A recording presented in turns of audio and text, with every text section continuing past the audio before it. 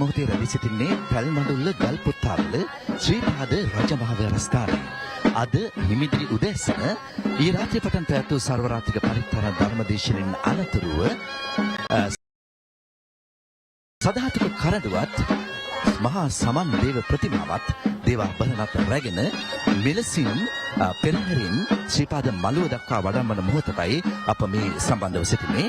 අද උදෑසන විශාල ජනතාවක් සාදු නාද මැද්දේ විශේෂයෙන්ම සදාතක කරඬුව සමන් දේව ප්‍රතිමාව සහ දේවාභරණ රැගත් මේ පෙරහැර මංගල්‍ය සඳහා සම්බන්ධ වී සිටිනවා. විශේෂයෙන්ම ශ්‍රීපාද ගල්පොත්තාවල ශ්‍රීපාද රජමහා විහාරස්ථානයේ සිට ශ්‍රීපාද මළුව දක්වා පෙරහැර මාර්ග 4කින් මේ සමන් දේව ප්‍රතිමාව දේවාභරණ වැඩමවන්නට නියමිතව තිබෙනවා. ඒ 60 නල්ලතන්දේ මාර්ගය, රත්නපුර පලාපද්දල මාර්ගය, කුරුවිට එරත්න මාර්ගය සහ බලංගොඩ මාර්ගය.